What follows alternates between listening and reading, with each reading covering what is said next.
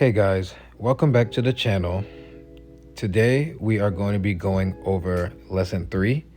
This is going to be about Fibonacci retracement and supply and demand zones, which are two strategies that traders use to try to increase their probability on taking rewarding and profitable trades. If you're new to the channel, thank you for stopping by. Make sure to watch lesson 1 and lesson 2. And make sure that you guys subscribe, leave a like, and comment if you guys have any more questions. Okay, so let's get started with this. So we're gonna start with the Fibonacci retracement first. Okay guys, so before we get started, as you guys see, for these past few lessons, I've been using TradingView as a way to mark up the charts and to be able to show you guys examples of these things. So make sure that you guys are on TradingView if you want to follow along. Now, we're going to do a Dow Jones US 30 chart. You're going to want to go over on the side and you're going to see Fibonacci retracement right there under the trend lines. So click on that and click on Fibonacci retracement. So how Fibonacci retracement works is you are going to put the Fibonacci line at the beginning of a break of structure, which if you guys are uncertain about break of structure, see lesson 2 for that. The last episode, we go over structure breaks in that video. So right now, you're going to see me moving the cursor around and I'm going to put the Fibonacci at this break of structure right here. So you see that green candle and then the red candle right there is breaking the structure.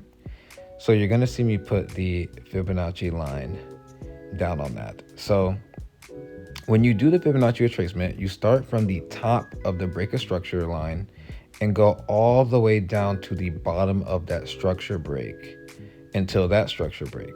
So if you see where I'm putting it, I put it at the top right there of the structure break and then at the very bottom of where the structure break stops. And there you go. So you're going to see something interesting right there. So that middle green zone right there is where your entry point is going to be at. So you see how price goes down there, then it comes up to that entry point. So that 0.7, that's your entry point.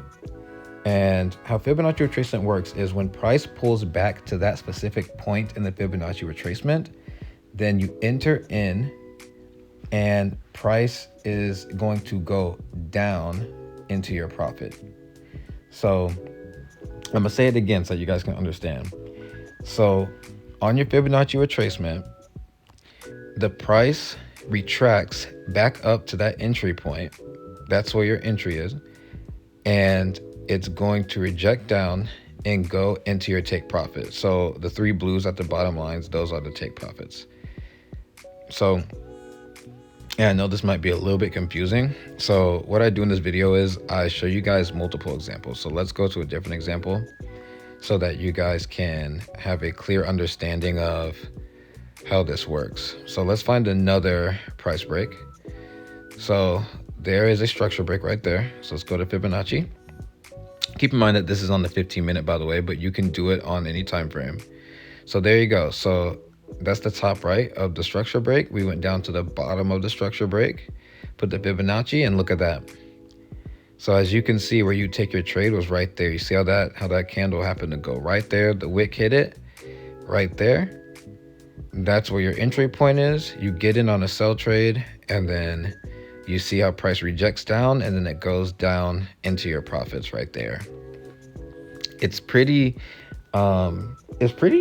simple, actually. Like, it's pretty much like a clear-cut strategy. A lot of people like to use this strategy, and that's a shorting. So you're gonna see me click on shorting position right there. So like that entry right there, set your stop loss right there, and then your take profits are those blue lines at the bottom. And look at that.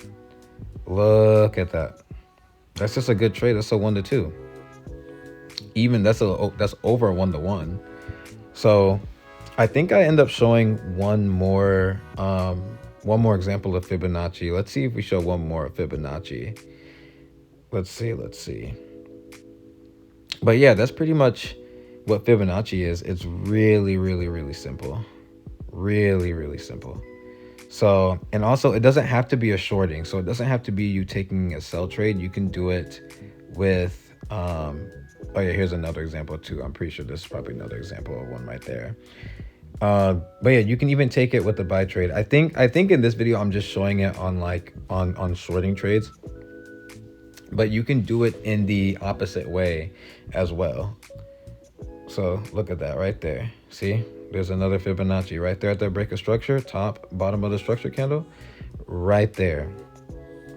You guys can find a lot of these all over the charts. So this is why in lesson 1 and 2, I made sure to let you guys know about the price action, the break of structures, because look at this. You'll see it all over the charts, all over the charts, even right here, right there.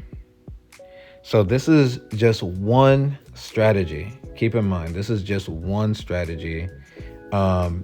We are going to get into supply and demand next.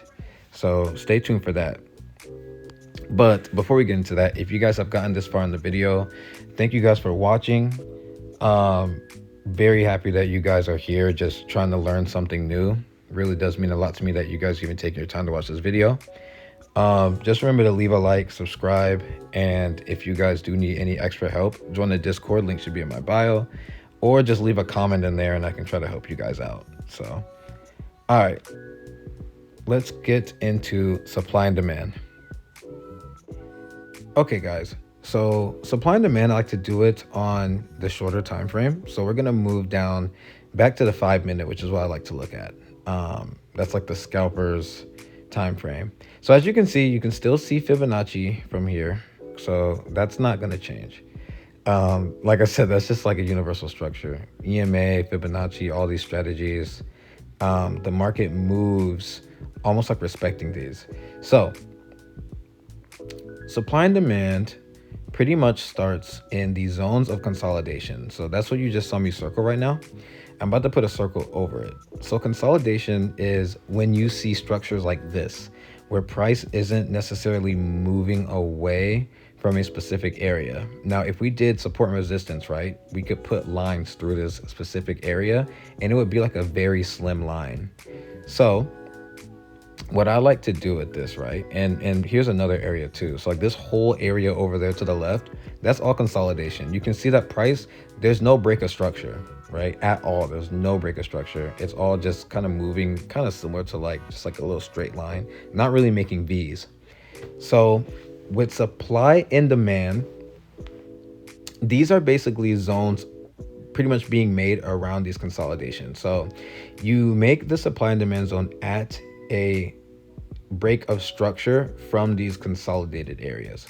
So what I like to do is I like to go in, I like to get a rectangle and pretty much draw the rectangle from the bottom of the break of structure. So this green candle is the break of structure, right, in this.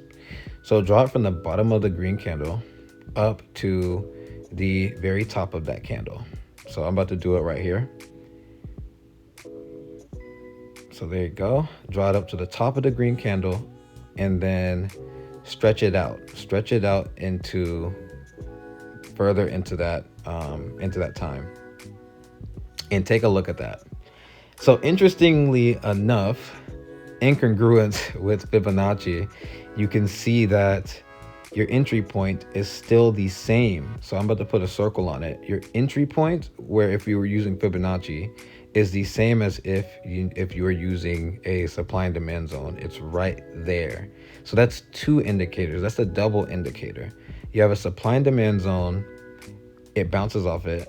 It bounced off that Fibonacci zone as well that you drew, the Fibonacci retracement, as well as the EMA. That's 3 indicators that was a sell trade.